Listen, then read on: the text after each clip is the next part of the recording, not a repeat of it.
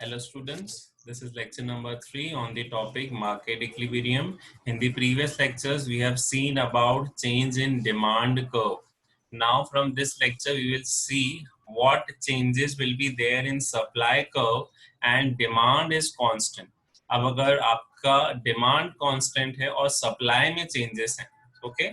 This is the topic, effect of change in supply while demand is constant. So सबसे पहला मैं बोलूं increase in supply as well as decrease. तो सबसे पहला इफेक्ट है इंक्रीज का। अगर इंक्रीज हो रहा है तो क्या रीजंस है? पहला reason if the particularly supply is increasing is decrease in the price of substitute goods. कैसे? जैसे अगर प्रोड्यूसर दो चीजें बना रहा था, मैंने एग्जांपल दिया था जब सप्लाई पढ़ाया था कि suppose producer is manufacturing scooter as well as bike. अब बाइक के प्राइजेस बढ़ गए और स्कूटर के प्राइजेस कम हो गए, तो सप्लाई किसका बढ़ेगा, स्कूटर का कि बाइक का? स्कूटर। बाइक। अरे बाइक का सप्लाई बढ़ेगा ना, स्कूटर का सप्लाई क्या हो जाएगा? कम, क्योंकि उसके प्राइजेस क्या है? कम।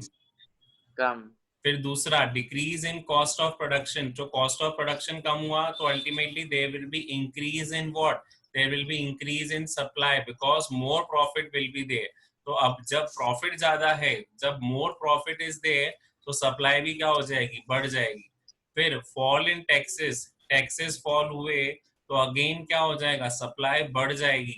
इसमें एक और आप लिख सकते हो इंक्रीज इन सब्सिडी। बताया था कि अगर गवर्नमेंट सब्सिडी दे देती है तो सप्लाई भी क्या हो जाएगा?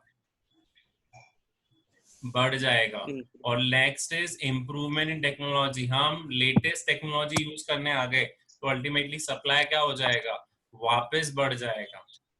क्लियर? सो ये सारे रीजंस हैं इंक्रीज इन सप्लाई कर्व के। अब वापस उस पे आ जाएं। ये कौन सा डायग्राम है अपना, बताओ? Base diagram. This is the base diagram. अब देखो डिमांड कांस्टेंट है, मतलब ब्लू लाइन अभी शिफ्ट नहीं होगी। सप्लाई कर्व क्या होगा? चेंज। अभी क्या हो रहा है? इंक्रीज की decrease? Tell me. Supply curve क्या हो रहा है यहाँ पे? इंक्रीज की डिक्रीज? इंक्रीज। इंक्रीज। देखो सप्लाई कर्व कहाँ पे शिफ्ट हुआ? Right word. तो इंक्रीज है कि डिक्रीज है? इंक्रीज है। तो देखो बेटा, सबसे पहला बेस डायग्राम बनाया, उसमें बताया अपन ने कि अपना इक्विलिब्रियम प्राइस ओपी है, इक्विलिब्रियम क्वांटिटी ओक्यू है और ई अपना इक्विलिब्रियम पॉइंट है। फिर अपन ने लिखा कि when there is increase in supply. अब सप्लाई के कॉजेस अपन ने दे दिए, जो पहले पढ़ ले कि दे आर द कॉजेस। अब देखो, अगर मैं एक्सटेंशन दूं अपने पुराने पॉइंट से नए सप्लाई कर्व की तरफ, तो यहाँ पे ट्रायंगल मिल रहा है मेरे को। कौन सा ट्रायंगल बताओ? इन्वर्टेड। हाँ, इन्वर्टेड ट्रायंगल। एक्सेस सप्लाई की excess demand? Sir access supply. तो ये जो ट्रायंगल मेरा शेडेड है, this is excess supply situation. और देखो एक्सेस सप्लाई सिचुएशन क्या करेगी? इंक्रीज करेगी, डिक्रीज करेगी प्राइस को? सर डिक्रीज करेगी प्राइस को। करेगी। So due to increase in the supply there is excess supply situation and ultimately what will happen? आपका जो प्राइस है वो क्या हो रहा है? डिक्रीज। क्वांटिटी पे क्या इफेक्ट हो रहा है बताओ मुझे? सर क्वांटिटी बढ़ गई, क्वांटिटी इंक्रीज हो रही है, लेकिन प्राइस क्या हो रहा है? कम। अब देखो नेक्स्ट अपन उसमें जाएं तो अपन आ जाते हैं इसके कंक्लूजन पॉइंट पे। क्या कंक्लूजन अपन ने ड्रॉ करा कि अपना इक्विलिब्रियम शिफ्ट हुआ from E to E dash, quantity बढ़ गई OQ से OQ1 और इक्विलिब्रियम प्राइस क्या हो गया? Equilibrium price decreases from OP to OP1। और यहाँ पे आप लास्ट में एक और रीजन लिखोगे कि as there is situation of what? As there is situation of excess supply in the market, this has reduced the price of commodity. समझ में आया? Yes sir. कि अगर एक्सेस सप्लाई मार्केट में आ रही है, जैसे यहाँ पे ये ट्रायंगल फॉर्मेशन बना के रखा था अपन ने, ये अपना सप्लाई कर्व जा रहा है और ये पर्टिकुलरली हमको ट्रायंगल फॉर्मेशन मिल रहा है। तो ये ट्रायंगल फॉर्मेशन जो अपना है that is of excess supply situation and excess supply has reduced the price of commodity. चलिए मूविंग फर्दर, अब आ जाते हैं लेफ्टवर्ड शिफ्ट के रीजन। जो अपन ने पहले इंक्रीज के पढ़े थे वो सारे क्या हो जाएंगे? इसके अपोजिट। फर्स्ट रीजन क्या है? Decrease in price of substitute की जगह आएगा increase in price of substitute goods. जैसे आपका लिखा था स्कूटर और बाइक, तो यहाँ पे स्कूटर और बाइक में से अब स्कूटर के प्राइस बढ़ गए तो मैं प्रोडक्शन किसका बढ़ाऊंगा, स्कूटर का कि बाइक का? स्कूटर का। स्कूटर का। और बाइक का सप्लाई क्या कर दूंगा, कम। अरे जिसके प्राइस बढ़ेंगे बेटा उसका सप्लाई बढ़ेगा ना। तो यहाँ पे आप यस लिखोगे increase in price of substitute, तो अल्टीमेटली मेन कमोडिटी का सप्लाई क्या हो जाएगा, कम। हमारी मेन कमोडिटी यहाँ पे क्या है, बाइक है, और उसका सब्स्टिट्यूट क्या है, क्या, स्कूटर। तो अगर स्कूटर के प्राइस बढ़ गए तो ultimately will increase. Second is scooter. Increase in cost of production. तो अगर कॉस्ट ऑफ प्रोडक्शन इंक्रीज हो गया तो आपका प्रॉफिट कम हो जाएगा, और अगर प्रॉफिट कम हो गया तो क्या हो जाएगा, सप्लाई बढ़ेगा कि कम होगा? सर बढ़ेगा। अरे वाह, प्रॉफिट कम हो रहा है, सप्लाई बढ़ा दूंगा मैं। कम होगा। सप्लाई कम करूंगा ना बेटा, प्रॉफिट कम हो रहा है मेरा, increase in cost of production, मेरा खर्चा बढ़ गया है बेटा। हाँ sir, sorry sir. Okay, cost of production has been increase. फिर उसके बाद फॉल इन टैक्सेस। अब यहाँ पे फॉल इन टैक्सेस की जगह इंक्रीज इन टैक्स होगा। तो यहाँ अगर इंक्रीज इन टैक्स है तो जैसे ही टैक्स बढ़ जाएगा तो सप्लाई क्या हो जाएगा, कम, क्योंकि अपने को ज्यादा टैक्स देना है। और उसके बाद डिक्रीज इन सब्सिडी। आपकी अगर सब्सिडी कम होती है तो अगेन सप्लाई भी क्या हो जाएगा बेटा, supply will also get reduce. और दूसरा सबसे जो लास्ट में बोला है बेटा, एब्सोल्यूट टेक्नोलॉजी। एब्सोल्यूट मतलब अपन आउटडेटेड टेक्नोलॉजी यूज कर रहे हैं, हम न्यू टेक्नोलॉजी यूज नहीं कर रहे हैं। तो आउटडेटेड टेक्नोलॉजी पे जाओगे तो क्या होगा, सप्लाई और कम हो जाएगा। क्लियर? क्या रीजन है सबसे पहले बताओ मेरा, increase in price of substitute, फिर increase in cost of production, फिर increase in tax and decrease in subsidy. ये लिख के रखना बेटा, ऐसे क्वेश्चंस आएंगे। अब वहां पे आपको डायरेक्ट क्वेश्चन नहीं देंगे कि भैया आपका सप्लाई इंक्रीज एंड डिक्रीज हो रहा है, वो ऐसा लिख के देंगे कि there is increase in cost of production. तो आपको याद रखना है कि कॉस्ट ऑफ प्रोडक्शन डिमांड को अफेक्ट नहीं करेगा, वो सप्लाई को अफेक्ट करेगा। फिर दूसरा, अगर वो बोले इंक्रीज इन टैक्सेस, तो आपको ध्यान रखना है कि वो टैक्स सप्लाई को अफेक्ट करेगा, डिमांड को अफेक्ट नहीं करेगा। यहाँ थोड़ा कंफ्यूजन हो सकता है कि increase in price of substitute, और उसके लिए वो अलग हिंट देके रखेंगे कि वो प्रोड्यूसर है कि कंज्यूमर है, तो उस हिसाब से आपको रिएक्शन देना है। लेकिन ये सारे रीजंस तो बेटा सप्लाई पे ही कॉन्सेंट्रेट कर रहे हैं। जैसे सबसे पहला increase in cost of production supply पे अफेक्ट होगा, टैक्स सप्लाई पे अफेक्ट होगा, सब्सिडी सप्लाई पे अफेक्ट होगी, टेक्नोलॉजी सप्लाई पे अफेक्ट होगी, वो डिमांड पे अफेक्ट नहीं होती। तो these are the causes which can increase. तो चलो सबसे पहले अपन वापस क्या बनाएंगे, बेस डायग्राम। Yes sir. अब क्या हो रहा है, सप्लाई इंक्रीज हो रहा है कि डिक्रीज हो रहा है? Sir decrease. तो सप्लाई कहाँ पे शिफ्ट होगा, लेफ्टवर्ड की राइटवर्ड? लेफ्टवर्ड। तो देखो बेटा, जब सप्लाई कब लेफ्टवर्ड शिफ्ट होगा, now see, as soon as it goes to leftward direction, एक ट्रायंगल फॉर्मेशन दिख रहा होगा आपको। कौन सा ट्रायंगल फॉर्मेशन दिख रहा है? Sir excess demand. Excess demand का सिंपल ट्रायंगल फॉर्मेशन दिख रहा है। अब अगर सपोज अगर आपको ट्रायंगल फॉर्मेशन समझ में नहीं भी आता है बेटा, तो अपन मैथमेटिक्स लगा लो कि भैया पहले दोनों 30-30 में इक्वल थे, ये डिमांड है ये सप्लाई है। अब मेरा सप्लाई कम हुआ, मान के चलो 20 पे आया, पर डिमांड तो चेंज नहीं हुआ, डिमांड तो वही का वही है। तो अब सप्लाई कम है और डिमांड ज्यादा है, तो यहाँ पे ट्रायंगल कौन सा बनेगा, यहाँ पे ट्रायंगल एक्सेस डिमांड का ही बनेगा। तो ये जो ट्रायंगल है, this is showing off what, this is excess demand. यहाँ पे लिखा भी हुआ है, this causes excess demand, and ultimately excess demand क्या करता है, इंक्रीज की डिक्रीज, प्राइस इंक्रीज। तो देखो जैसे सप्लाई का शिफ्ट हुआ तो आपका प्राइस क्या हो गया, बढ़ गया। ओके, फिर उसके बाद आप क्या लिखोगे, क्वांटिटी पे क्या इफेक्ट है बताओ मुझे। सर क्वांटिटी कम हो गई, क्वांटिटी कम हुई है। तो जो आपके पास जैसे डायग्राम बनोगे ना, तो अपने आप को समझ में आएगा कि सप्लाई इंक्रीज हो रहा है, सप्लाई डिक्रीज हो रहा है, यहाँ सप्लाई क्वांटिटी कम हो रही है, क्वांटिटी डिक्रीज हो रही है। Okay, is this clear? अब यहाँ पे देखो रिजल्ट में क्या लिखोगे आप, रिजल्ट में आप ये मेंशन करोगे कि first equilibrium shift from E to E dash, quantity क्या हो गई, इंक्रीज की डिक्रीज? Sir decrease. डिक्रीज। फिर उसके बाद क्या हुआ, इक्विलिब्रियम प्राइस इंक्रीज की decrease, sir increase. Equilibrium price increase. फिर यहाँ पे आप क्या करोगे, डायग्राम हाईलाइट करोगे। डायग्राम में आप किसको हाईलाइट करोगे, एक्सेस डिमांड को। ओके, ये अपना यस सर। एक्सेस डिमांड यहाँ पे बना हुआ है।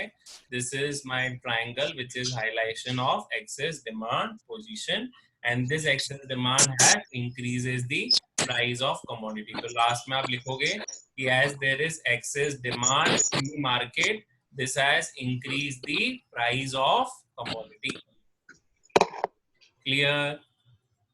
Yes sir. समझ में आ गया?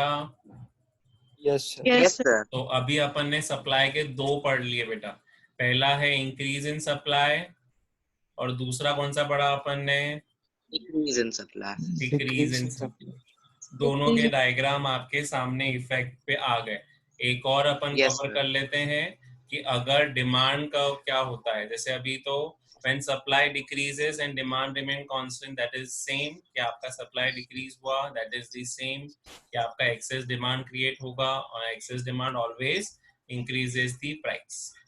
Okay, now अब देखो बेटा, अब जो आ रहे हैं अपन उस पर्टिकुलर पॉइंट पे आ रहे हैं कि अगर supply increases and demand is perfectly inelastic, तो परफेक्टली इनइलास्टिक में क्या हो रहा है, किसके पैरेलल है, एक्स की Y वाई axis.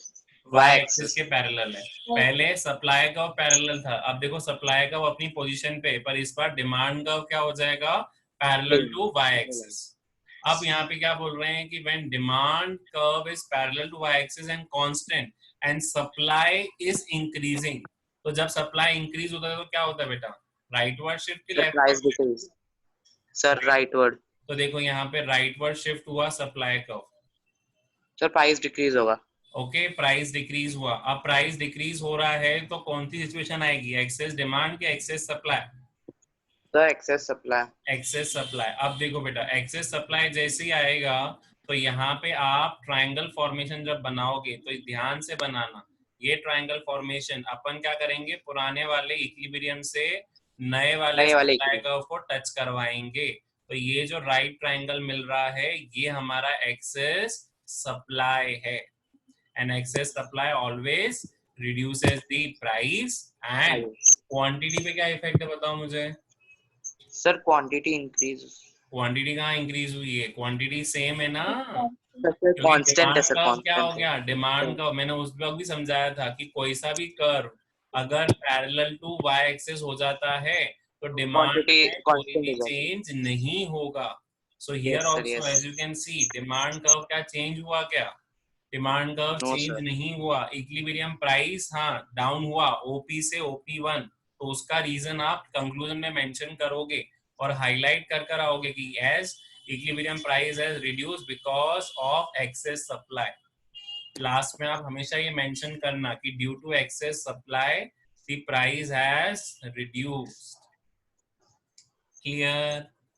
ये अपना बन गया third diagram. Next fourth diagram we will making and then we will end up the today's session. अब क्या होगा, सप्लाई डिक्रीज हो रहा है बेटा, तो जब सप्लाई डिक्रीज होगा तो वो कहाँ शिफ्ट करेगा, राइटवर्ड की लेफ्टवर्ड? Sir leftward.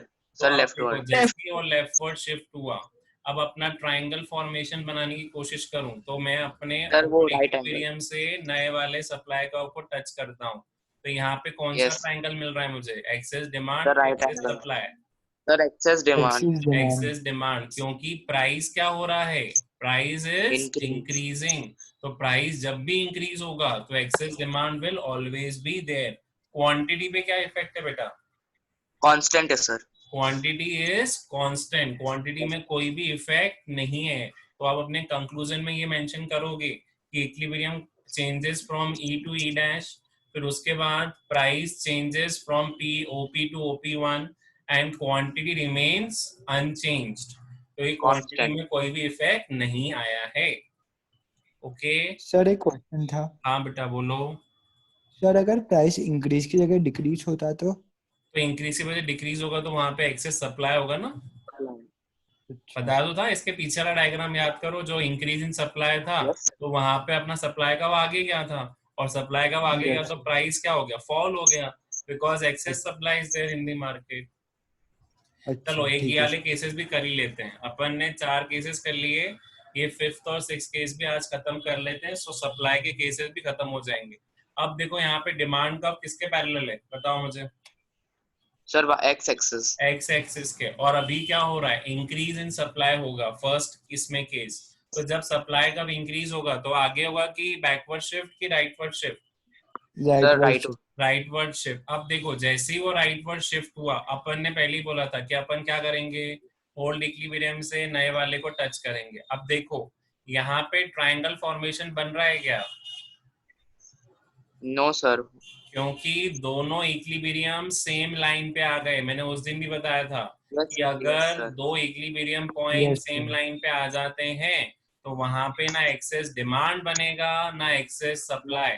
और नहीं भी तो देखो यहाँ पे क्या प्राइस चेंज हुआ है क्या, नो सर प्राइस आपका वही का वही है, क्या क्वांटिटी चेंज हुई है क्या, yes sir. No yes quantity sir है चेंज, क्वांटिटी OQ से OQ1 हुई है, लेकिन प्राइस कोई चेंज नहीं हुआ। तो यहाँ पे आप मेंशन करोगे कि as there is no excess demand, no excess supply, ultimately price is constant, price पे कांस्टेंट कोई भी इफेक्ट नहीं आएगा। नहीं है। क्लियर हुआ ये वाला केस भी। Yes sir, yes sir. अब जो अपना लास्ट 6th केस बचा है सप्लाई का, अब सप्लाई क्या हो रहा है, रिड्यूस हो रहा है, तो कहाँ पे शिफ्ट होगा बेटा बताओ, लेफ्टवर्ड। Leftward shift. तो जैसे ही सप्लाई का लेफ्टवर्ड शिफ्ट हुआ, क्या इम्पैक्ट हुआ, सप्लाई लेफ्टवर्ड शिफ्ट हुआ, तो यहाँ पे क्या ट्रायंगल कोई मिल रहा है क्या मुझे, नो सर। अगेन यहाँ पे भी कोई ट्रायंगल नहीं मिलेगा, क्योंकि दोनों E और E डैश दोनों ही सेम लाइन पे आ गए, तो ना एक्सेस डिमांड ना excess supply. Supply. Okay, last में आप ये मेंशन करोगे कि as there is no excess demand no excess supply, तो price does not changes. Quantity पे क्या इफेक्ट है बताओ मुझे, सर डिक्रीज हो गई quantity. Quantity decrease, price constant है, क्वांटिटी डिक्रीज हो गई, और इक्विलिब्रियम आपका शिफ्ट हुआ E से E dash. Clear with this? Yes yes sir. Yes. Chalo. So today's lecture we are completing on this only. Thank you students for listening today's lecture. Do subscribe the channel for further economic updates and other video lectures.